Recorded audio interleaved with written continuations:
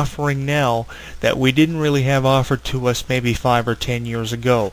Something that the internet has done over the last 10 years or more is expand in popularity. And I think that, WWE, after years of having the site WWE.com, are finally realizing that they have to, promote themselves more through using things like YouTube, through using things like Twitter, through using things like Facebook, and it's working. WWE's social networks have a tremendous amount of people involved with them. They have the Facebook, which has a significant amount of friends, which they use to promote things.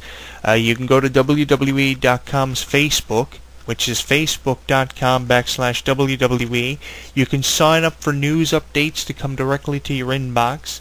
And I believe you can do the same thing for the MySpaces and the Twitter accounts, which is great.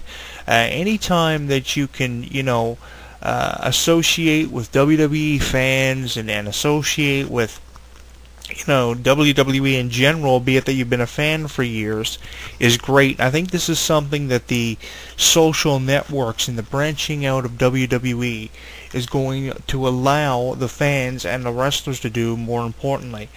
This, like I said, this is something that we didn't see done years ago. Years ago, we didn't even have anything like YouTube. You just go on the internet, you'd have www.com with the simple interface and, a couple of things, a couple of bios, a couple of photos. You'd have the results up there. Just a pretty simple website with a bit of Flash and Java incorporated into it.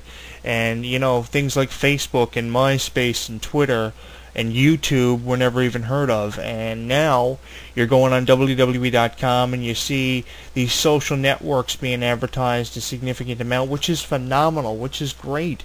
I think that this provides us with more opportunities, and I think that WWE taking advantage of the social networks are awesome. Like I said, www.com never really had much going for it. Years ago, they only just had a simple interface with not much interaction. And WWE.com, promoting Facebook, promoting Twitter, promoting everything, and it's just phenomenal. I really like how the wrestlers have these YouTube accounts where they post videos of themselves. They come up with so many creative videos, especially on YouTube. I know a number of wrestlers really getting into that. Years ago, before Twitter, before MySpace, before Facebook and all that was extremely popular, the WWE.com, I think it was around 2005, that's when they started to introduce a significant amount of video content on their website. And that was when we really saw the hits and the traffic increasing on WWE.com. We don't see much of that now. We have the occasional streaming of NXT from week to week. We have an occasional video feature, but over time, WWE eliminated a lot of their video content. I know that WWE.com continues to be a tremendous source for programs when they're not, it's a great alternative for programs when they're not on networks and they're removed off television, and they can continue to air them on the internet because internet streaming has become a significant thing to use, a sufficient thing to use now. Because as everybody knows, if you miss your favorite television program, you can just go on the internet and download it or watch it directly from the website. And that's something that WWE are doing a significant amount of now. And I think that for the most part, it's great. I remember when ECW was having a bit of trouble there with the ratings, and they had to air repeat airings of ECW on WWE.com, and that was great. The NXT streaming seems to be doing fairly well from week to week.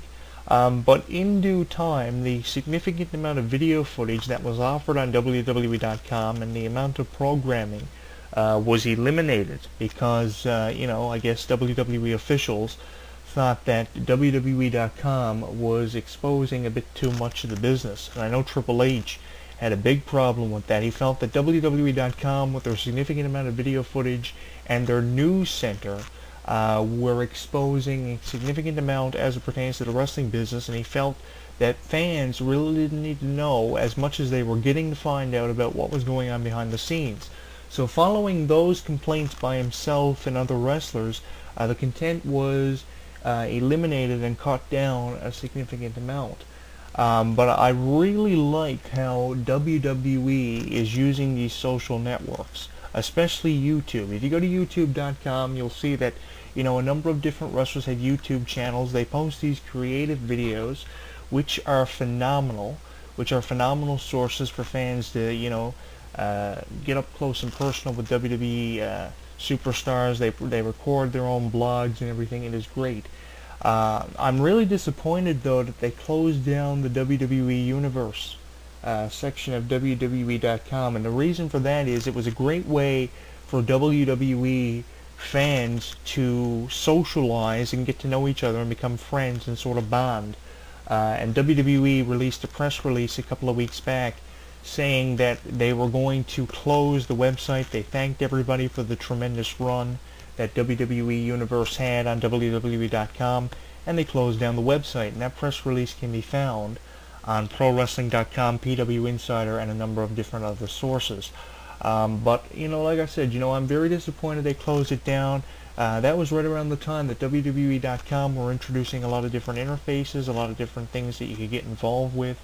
And it was just disappointing to me to know that it was closed down when it was getting such a phenomenal review. They had the whole WWE Universe gimmick in full swing, seemingly, and they closed it down. You can find that press release by going to ProWrestling.com. I remember when they had a couple of issues with WWE Chat, the WWE Chat rooms they had there, the WWE Java chats they had. There was a lot of controversy created over that, and WWE had to eliminate it. And then a few years after that, they relaunched their chat service with a brand new interface and the ability to sign up. You had to have an account. It wasn't very popular after that. The original WWE chat rooms were awesome. They were Java powered. You just had to put in your name and you were in there talking to whoever. But when they came back with WWE chat, years later, the layout and everything was significantly terrible. I wasn't a big fan of the WWE chats after their new layout launched. Past versions of WWE.com were awesome. Some later versions weren't all that phenomenal. I wasn't a big fan of them. But WWE.com are constantly, evolving, and the internet community, as it pertains to WWE, are getting up there with different advancements, with different ways to socialize. And you have to give credit where credit is due. I mean, years ago, people who were, putting the content on WWE.com didn't even know what Facebook, Twitter, and MySpace was. I myself, I come on here and I do these audio commentaries from week to week. At one point in my life, I didn't even know how to use Twitter. Didn't even know what Twitter was. Same thing with Facebook and MySpace. And I'm sure people who operated WWE.com didn't even know what it was. I mean, at some point in your life, anyone listening to this audio commentary this week, is saying to themselves, you had to say to yourself at some point, you didn't even know what Twitter was. Now you're all up on it. The 150-word thing, you're digging it. This whole MySpace thing, you're getting into. And, credit has to be given where credit is due for WWE keeping up on it. How long it will last depends on the amount of controversy that is created from it.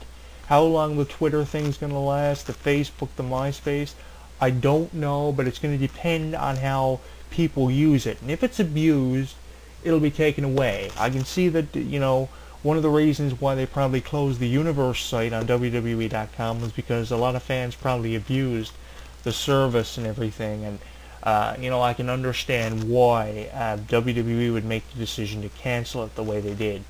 But like I said, the press release is on WWE.com, it's on ProWrestling.com, a number of different sources. But like I said, the purpose of this week's audio commentary is basically to commend WWE on the idea to have these social networks and to be trying to communicate with WWE fans the way they've been doing is absolutely phenomenal. Just recently, HEW Entertainment, expanded with the whole MySpace, and we're not really up on the Facebook thing, but the MySpace thing is something we seem to be digging more so than we did in recent years. But I tell you, WWE's involvement as it pertains to social networks and everything, credit is due where credit is due, and I commend WWE for trying that. How long it will last, I don't know. But like I said, the press release and everything can be found on ProWrestling.com as it pertains to them closing the WWE Universe site, which was found on WWE.com. How I see WWE.com doing now, they need more video content, they need more interaction.